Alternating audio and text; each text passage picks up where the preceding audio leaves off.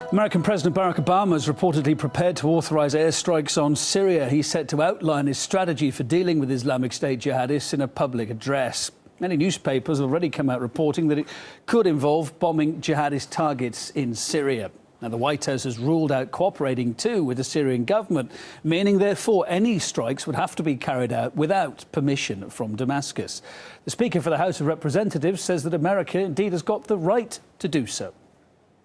I think that we need to be going after the terrorist threat wherever it is.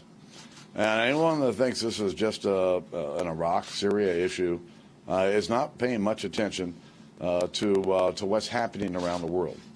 You know, Rand Corporation came out over the summer and talked about the fact that there are twice as many terrorists now involved in terrorist activities than there were the day the president took office.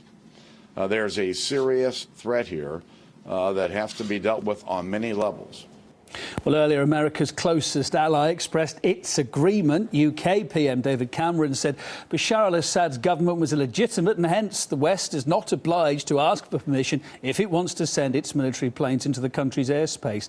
Let's talk about this with political analyst William Doris now to pick it apart a bit further and what might be happening. Hi there, you're live on RT. Thanks for being with us.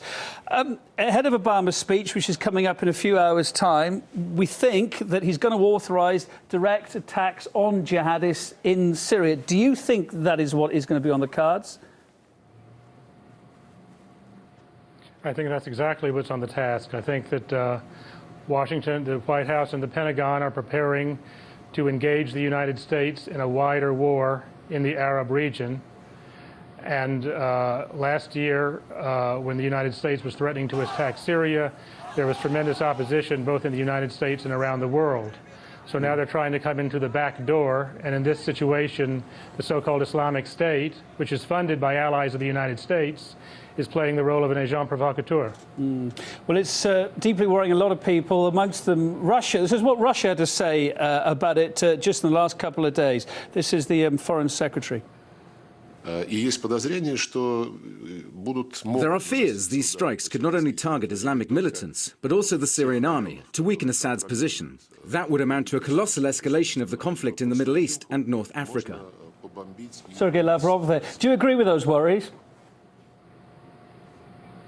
I agree with that. I think the United States has not changed from its objective of overthrowing the government of Syria, the way it overthrew the government of Iraq, with the goal of endless conflict and war in the region to justify a continued U.S. military presence and to drive up the profits of U.S. arms manufacturers and U.S.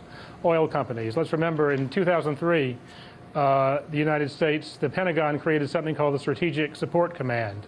It was a secret unit. The Washington Post and other media wrote about this, whose stated purpose was to infiltrate terrorist groups, prompt them into action, and to create new terrorist groups, all allegedly for the purpose of undermining terrorism. But in fact, what you're getting is a situation like Zbigniew Brzezinski said in his book, The Grand Chessboard, of get the barbarians, which is the way the U.S.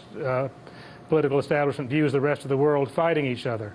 So let me just get this straight. Do you think this was more of a long-term plan? And ISIS could have been seen to have been coming as part of that. It's really no surprise. It's no surprise at all. Remember, ISIS, what became ISIS, was introduced into Iraq shortly after the SSC plan I mentioned, to destabilize the Iraqi resistance to the United States invasion and to create a sectarian war in Iraq. That was facilitated by Saudi Arabia. There is no daylight between the U.S. and the Saudis on this. They have a common objective. The Saudis want to maintain their central position in the world oil market, and the United States wants to keep Saudi oil money flowing into the pockets of, into U.S. banks and into the pockets of U.S. arms manufacturers. And the destruction of Iraq and the civil war in Syria, which was promoted and created with the support of the United States and Saudi Arabia, all play into this objective. William, thanks for your thoughts. William Doris there, political analyst. Thanks for being on RT.